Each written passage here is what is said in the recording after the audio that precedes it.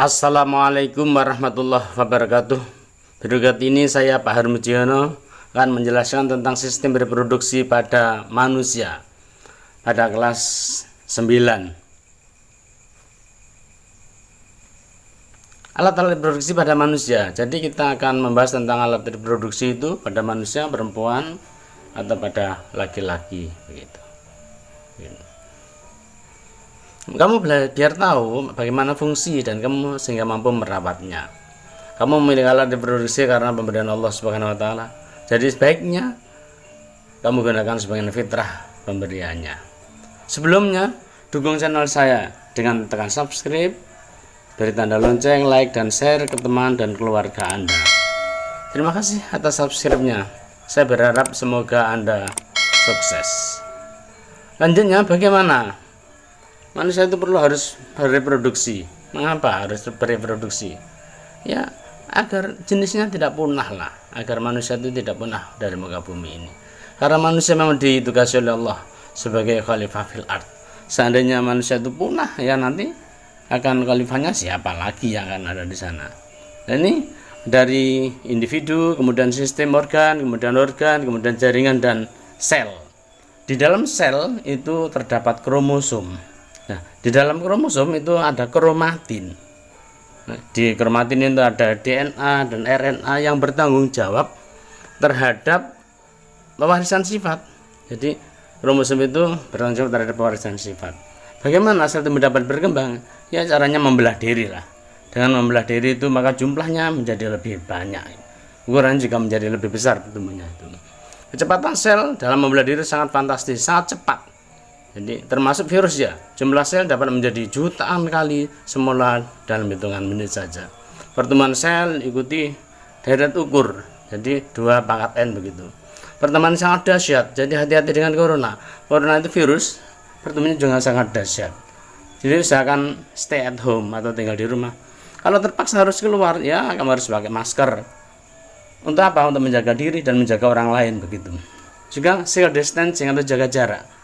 Sesering mungkin cuci tangan gitu. Ikuti semua protokol kesehatan agar kamu sehat dan tidak mengganggu orang lain begitu. Demi menjaga diri dan orang lain gitu. Semoga senantiasa senang, sehat, aktif dan produktif. Ini hasil pembelahan sel secara mitosis. Bagian atas itu sel hasil pembelahan itu identik dengan sel aslinya gitu. Tidak terjadi diferensiasi fungsi. Jadi kalau sifatnya bagaimana? Yang pertama setelah meiosis tetap seperti itu.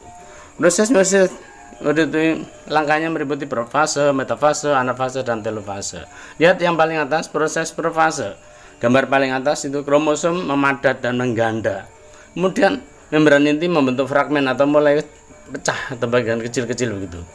Kemudian pada metafase gambar 2 dari atas, kromosom berjajar pada bidang pembelahan. Kemudian bergerak menepi begitu, menuju tepi. Pada akhir, pada profase, pada anafase kedua kutub selnya memiliki jumlah kromosom yang sama. Pada telofase gambar terbawah terbentuk 2 sel membran inti yang mulai menggabung. Kedua sel berbentuk diploid.